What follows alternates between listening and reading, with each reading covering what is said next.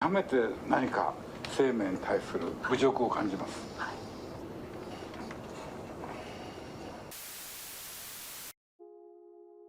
In college, I took a class called DJ Culture, and the first project assigned had us remix an image that mattered to us. We were instructed to change it into a text file and then play around with it. Butcher and cut up the raw data until it was as unintelligible as we please. Then take a text that matters to us and place it onto the image. The choice was up to us, the text we displayed up to us as well. I chose a still from a music video, which means a lot to me. I changed the image a few different times, added a poem of mine, and eventually stumbled upon this. It's not much, but I generally grew an attachment to it. I think it's a cool remix, and I do feel a sense of ownership over the art. I still had to do the work. I had to transform the initial image into something else, something that was mine. This project was an exercise in artistic expression, in representing yourself within the inanimate, but more than that, it's a test in some ways.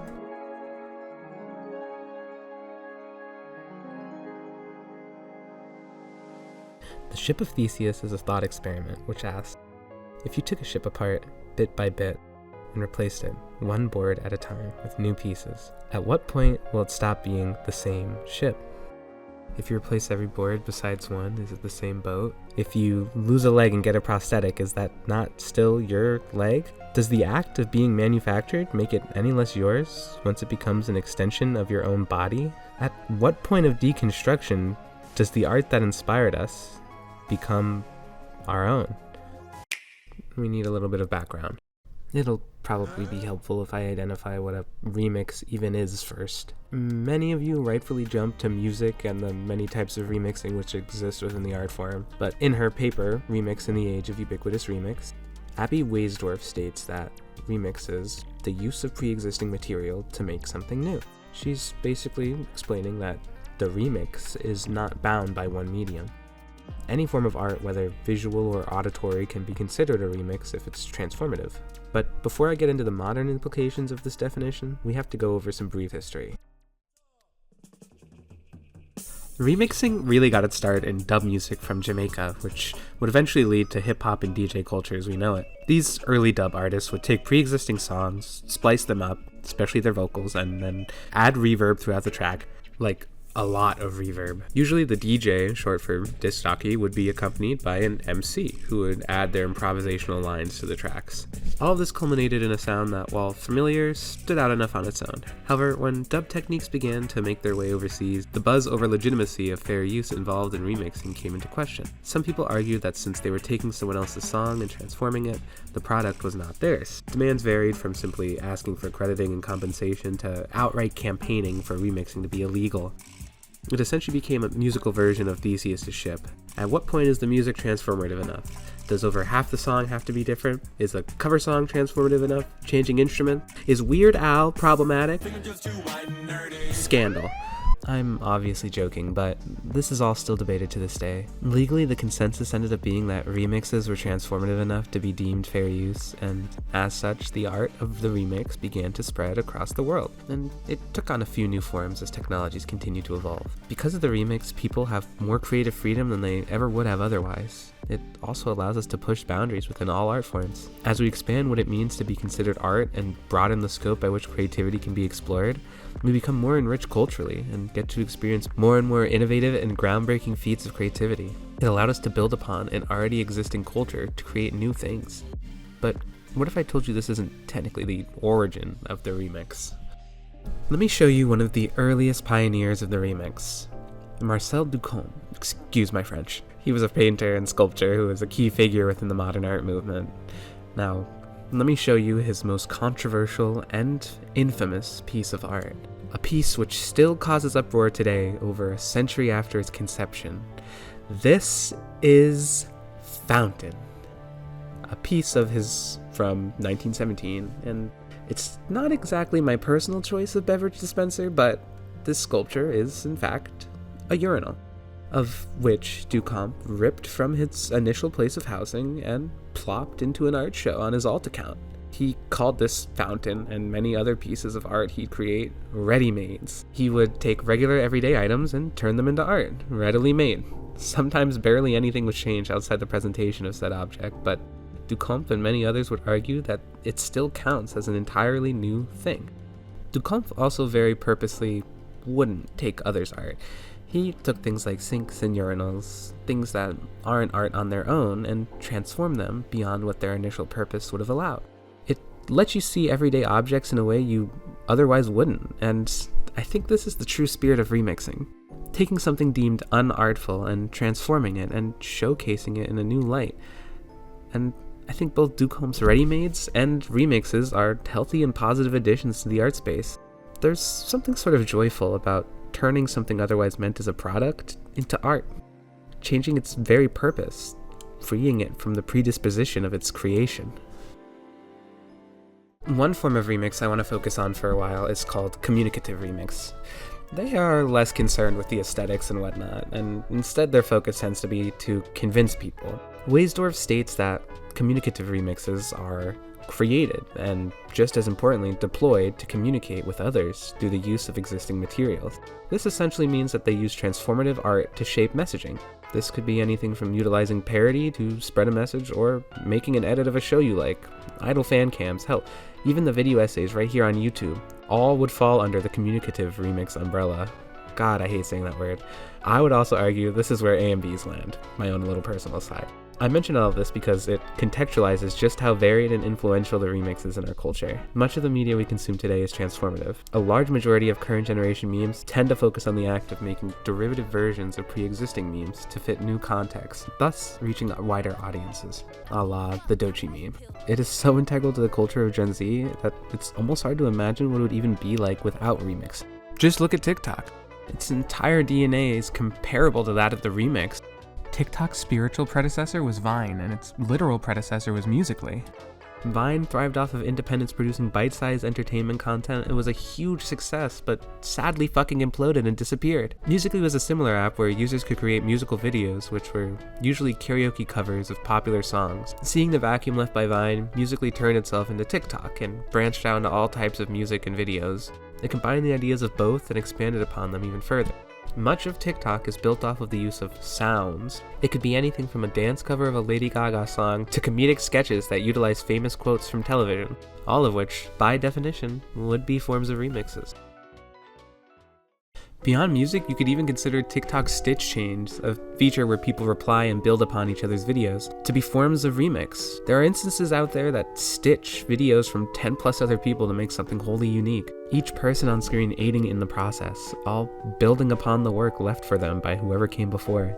I find that kind of beautiful in a way, as stupid as it sounds. Collaboration almost feels like the final stage of a remix. Remixing at its core is already, willingly or not, a collaboration.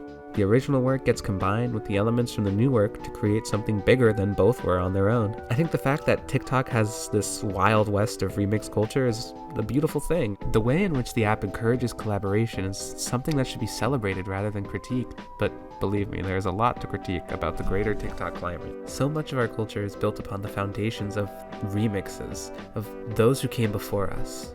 Whether you're making a noir and utilizing or building upon the hallmarks of the genre, or finding the perfect song to underscore a video essay, you're using music in a transformative way and enhancing and changing the experience of not only the music, but the art it's attached to. There's just something wonderful about creations that inspire people to create themselves. It's cool to see people's passions having such a palpable impact on the culture surrounding us.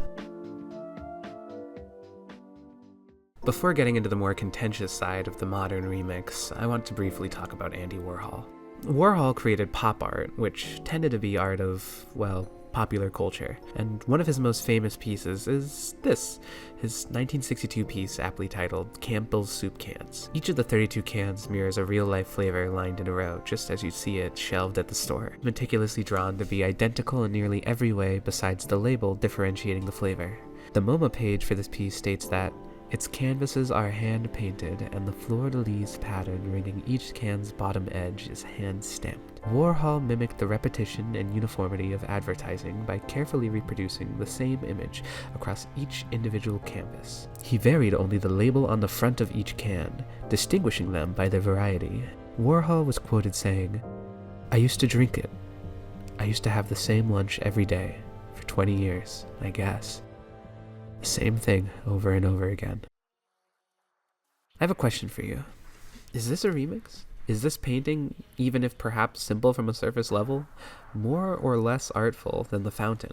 Both are everyday objects transformed into some new variation, turning what would otherwise be mundane into something more potent, more impactful. Why are ready-mades and pop art pieces such as these still ingrained in the thoughts of our culture wars? To no small number of you, this is probably silly, regardless of if the art community deems it important. It's just a urinal and some soup cans. Maybe even further, it's an insult to real art. That was all part of Duchamp's point. He was challenging the very status of what real art even meant. It's interesting to note that this photo was actually taken by Alfred Stieglitz, during a time when the art community was still in the process of debating the legitimacy of photography as an art form. They questioned whether an image created by a machine could ever compare to real art.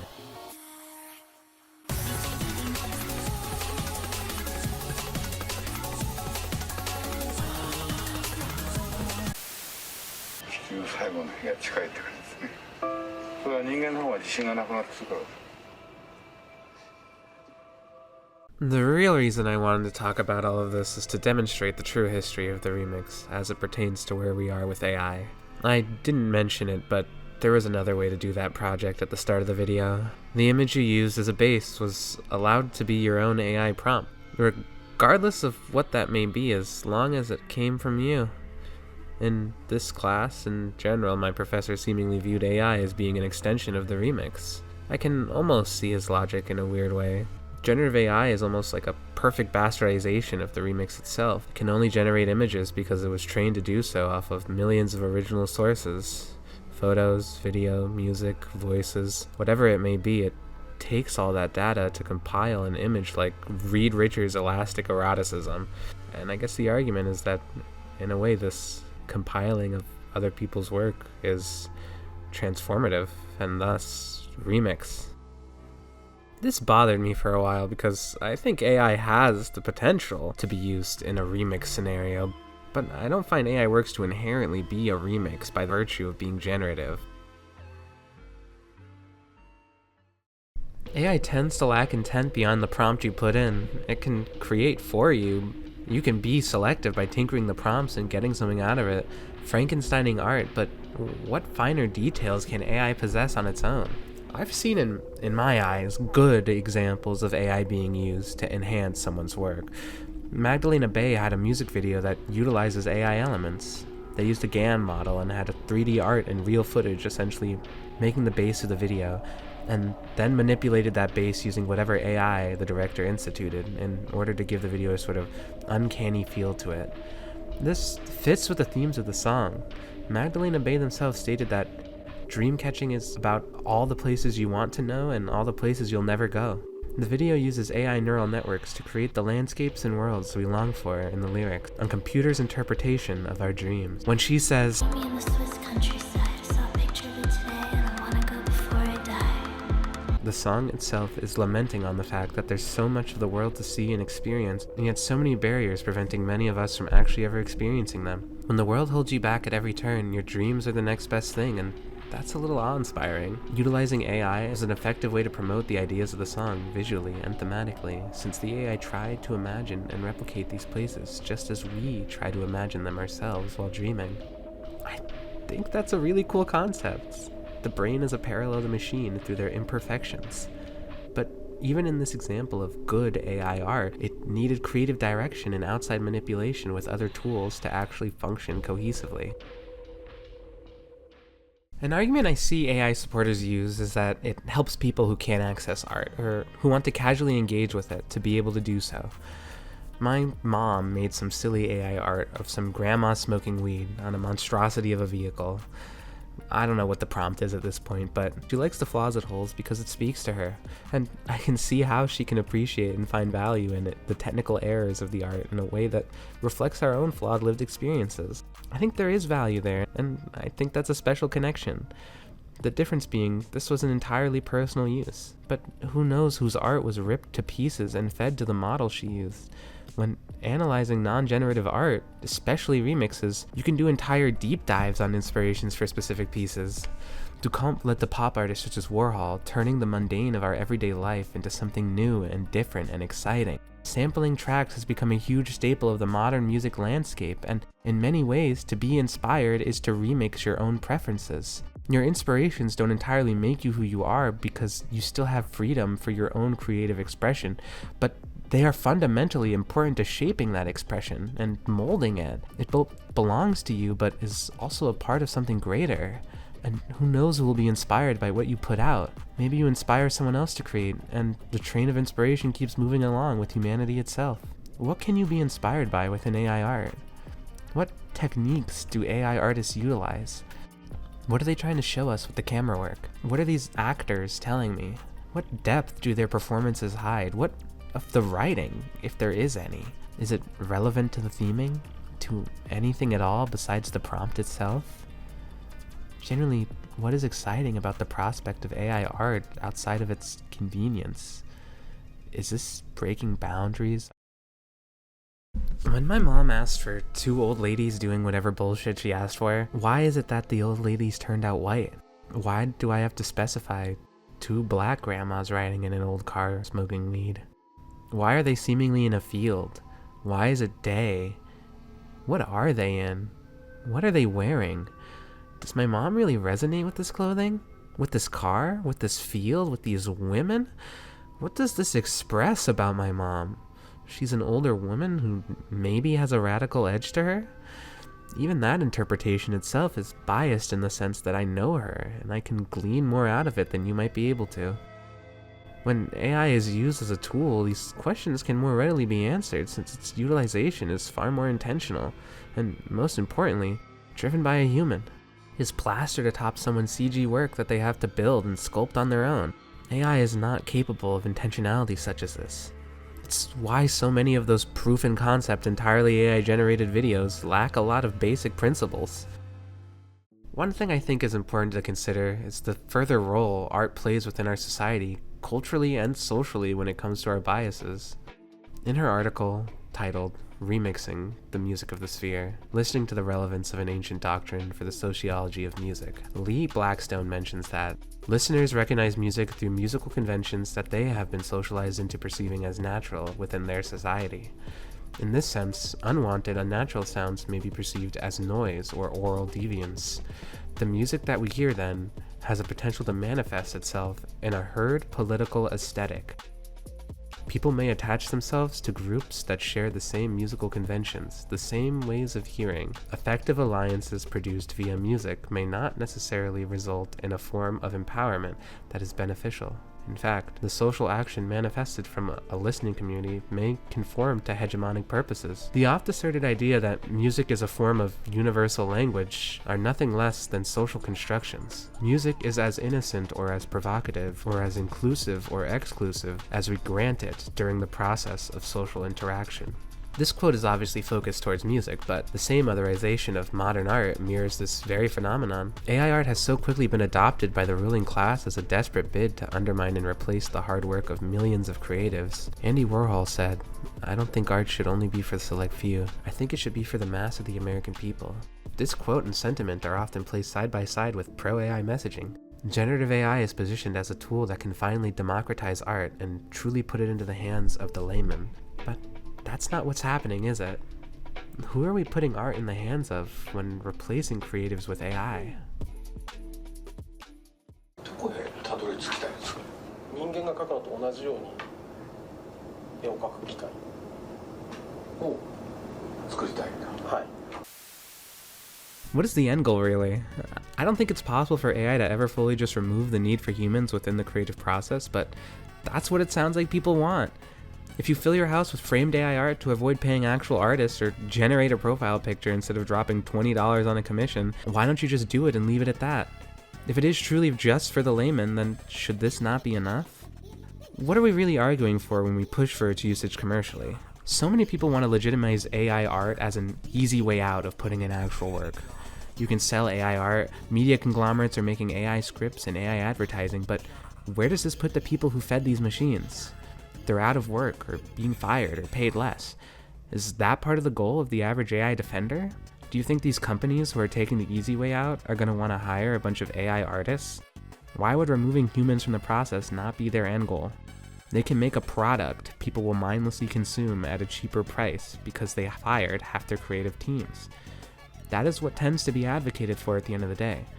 Convenience at the cost of lives and at the cost of art itself. We don't live in a world that allows art to be democratized because we bleed all of our workers to the bone. And thus, in our economic climate, art itself is a commodity.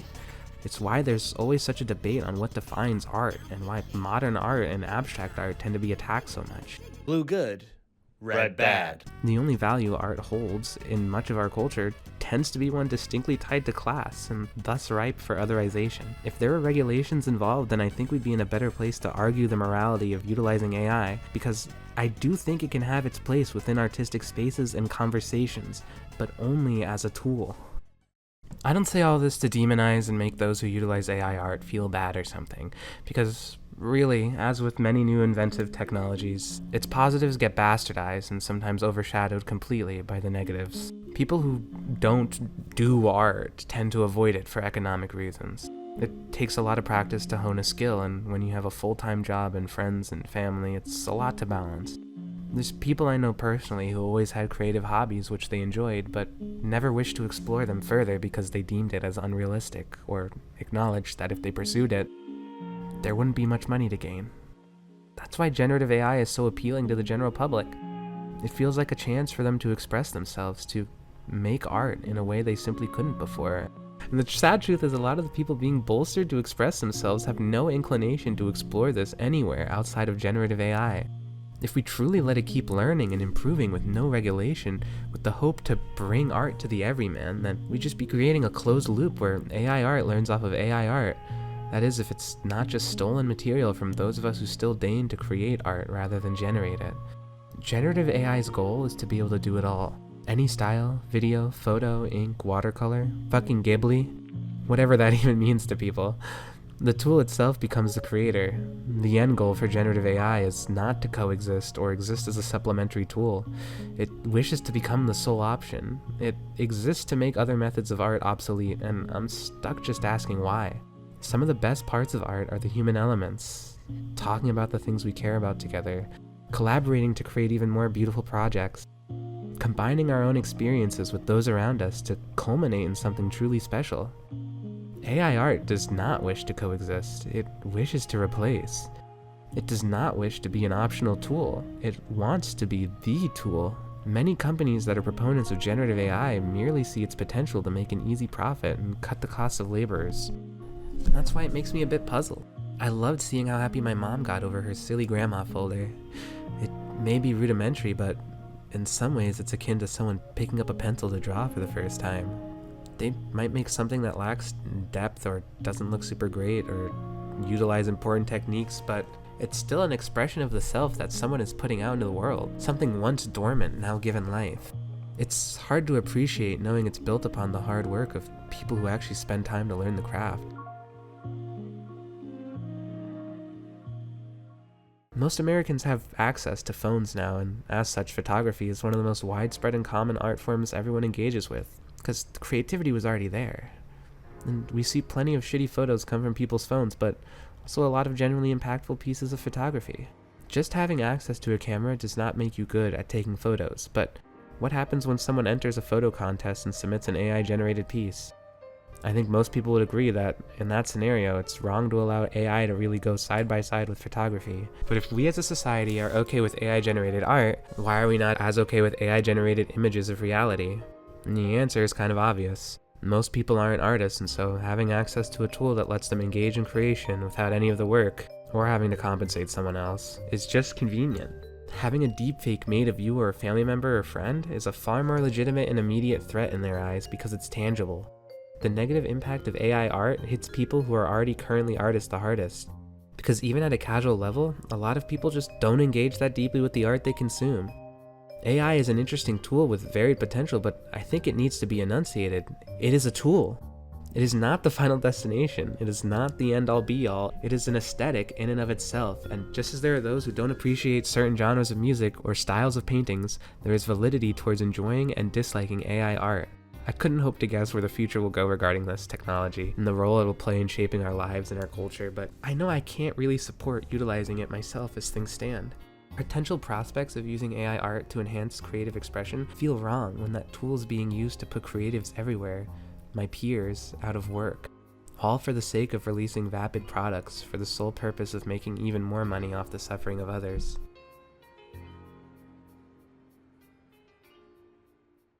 When I think about whether I'll ever buy a gun, there's always this thought in the back of my mind. This is a tool for killing. Even in the case that I need it for defense, someone will be harmed if I use this. Unless you're using your own closed system with your own supplemented material, AI will harm someone. And it's weird and complex because the people being harmed were already harmed and will continue to be harmed, regardless of if I use it or not. Regardless of what I generate, someone is having their work stolen in order to further your own expression. And unlike how I used that image at the start for inspiration, the sources of inspiration within AI are entirely washed away into a pool of unrecognizable code. Can you tell me which artist inspired a piece of AI artwork unless you input the artist name yourself? The advent of new life-changing technologies is often awe-inspiring, feats that were inconceivable being accomplished before our very eyes. But as with the inception of technologies from our past, many of these come with unforeseen consequences. I think it's too late to reseal Pandora's box, but it's not too late to mitigate the wake of destruction left in its path. In my eyes, art has always existed as a mesmerizing form of derivative expression, sharing our cultures, introducing new ways to look at our world, passing on these invisible threads of inspiration which make us who we are. It's special, and it deserves to be cherished, but most importantly, it needs to be protected.